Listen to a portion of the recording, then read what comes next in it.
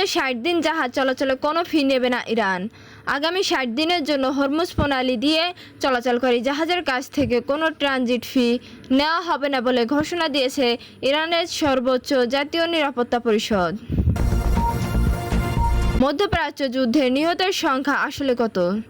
ইরানের বিরুদ্ধে যুক্তরাষ্ট্র ও ইসরায়েলের সাম্প্রতিক যৌথ হামলায় হাজার হাজার মানুষ মারা গেছে, তবে বিশেষজ্ঞরা বলেছেন প্রকৃত সংখ্যা হয়তো কখনো জানা যাবে না।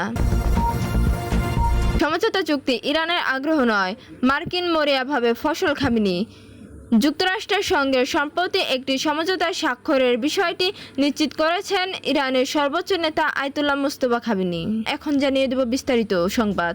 তার আগে অনুরোধ থাকবে, এই ভিডিওতে লাইক দিন ও কমেন্ট করে জানিয়ে দিন কোন জায়গা থেকে এই সংবাদ শুনছেন এবং দেখছেন। হরমুজে ৬০ দিন জাহাজ চলাচলে কোনো ফি নেবে না ইরান। আগামী ৬০ দিনের জন্য হরমুজ প্রণালী দিয়ে চলাচলকারী জাহাজের কাছ থেকে কোনো ট্রানজিট ফি নেওয়া হবে না বলে ঘোষণা দিয়েছে ইরানের সর্বোচ্চ জাতীয় নিরাপত্তা পরিষদ। যুক্তরাষ্ট্রের সঙ্গে স্বাক্ষরিত ইসলামাবাদের সমঝোতা স্বাক্ষর বাস্তবায়নের অংশ হিসেবে তেহরান এই সিদ্ধান্ত নিয়েছে। মাসের পরে মাস চলা যুক্তরাষ্ট্র ইরান সংঘাতের কারণে বৈশ্বিক জ্বালানি বাজার ও আন্তর্জাতিক নৌপথে যে অস্থিরতা তৈরি হয়েছিল, এই পদক্ষেপকে বিশ্বের অন্যতম গুরুত্বপূর্ণ জলপথে স্বাভাবিক নৌযান চলাচল পুনরুদ্ধারে বড় উদ্যোগ হিসেবে দেখা হচ্ছে। বৃহস্পতিবার ১৯ জুন সন্ধ্যায় প্রকাশিত এক বিবৃতিতে ইরানের সর্বোচ্চ জাতীয় নিরাপত্তা পরিষদ জানায়, হরমুজ প্রণালী দিয়ে চলাচল করতে ইচ্ছুক বাণিজ্যিক জাহাজগুলোকে ৬০ দিনের জন্য কোনো ফি দিতে হবে না। পরিষদ জানায়, এই সময়ের মধ্যে প্রণালী ব্যবহারের জন্য যে খরচ সাধারণত নেওয়া হয় তা সম্পূর্ণভাবে ইরান সরকার বহন করবে। বিবৃতিতে বলা হয়, আগামী ৬০ দিনের জন্য আবেদনকারীদের কাছ থেকে কোনো ফি নেওয়া হবে না। এই সব ব্যয় ইরান বহন করবে। বুধবার ১৭ জুন সন্ধ্যায় মার্কিন প্রেসিডেন্ট ডোনাল্ড ট্রাম্প এবং ইরানের প্রেসিডেন্ট মাসুদ পেজেশকিয়ানের ইলেকট্রনিকভাবে স্বাক্ষরিত ইসলামাবাদের সমঝোতা স্বাক্ষর কার্যকর হওয়ার পর এ ঘোষণা এলো। জাহাজ চলাচলের আগে নিতে হবে অনুমতি। ইরান জানিয়েছে, হরমুজ প্রণালী ব্যবহার করতে আগ্রহী সব বাণিজ্যিক জাহাজকে আগে পারস্য উপসাগরের জলপথ ব্যবস্থাপনা কর্তৃপক্ষের কাছে আবেদন করতে হবে। সর্বোচ্চ জাতীয় নিরাপত্তা পরিষদে ভাষ্য অনুযায়ী সংশ্লিষ্ট কর্তৃপক্ষকে দ্রুত আবেদন নিষ্পত্তি করতে এবং সমঝোতা স্বাক্ষরকে আওতায় সেগুলোকে অগ্রাধিকার দিতে নির্দেশ দেওয়া হয়েছে।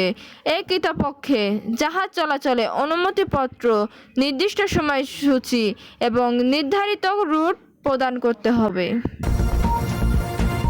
মধ্যপ্রাচ্যের যুদ্ধে নিহতের সংখ্যা আসলে কত? ইরানের বিরুদ্ধে যুক্তরাষ্ট্র ও ইসরায়েলের সাম্প্রতিক যৌথ হামলায় হাজার হাজার মানুষ মারা গেছে, তবে বিশেষজ্ঞরা বলেছেন প্রকৃত সংখ্যা হয়তো কখনো জানা যাবে না।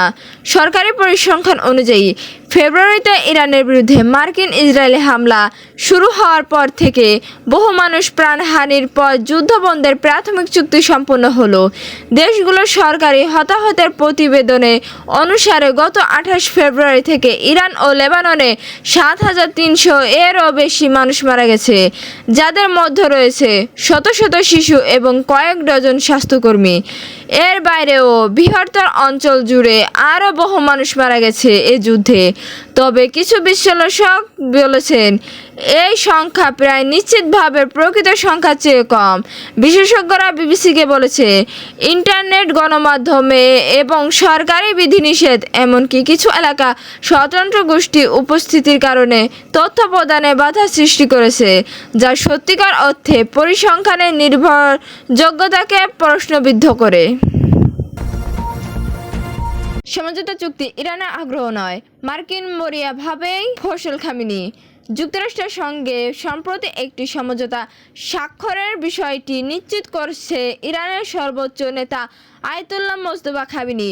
তবে এই চুক্তি নিয়ে মার্কিন প্রশাসনকে খোঁচা দিয়েও ছাড়েনি তিনি। তবে একবার তাই তিনি দাবি করেছেন, ইরানের কোনো আগ্রহ নয়, বরং আমেরিকার চরম মরিয়া ভাবই এই চুক্তির স্বাক্ষরের পেছনে মূল কারণ হিসেবে কাজ করেছে।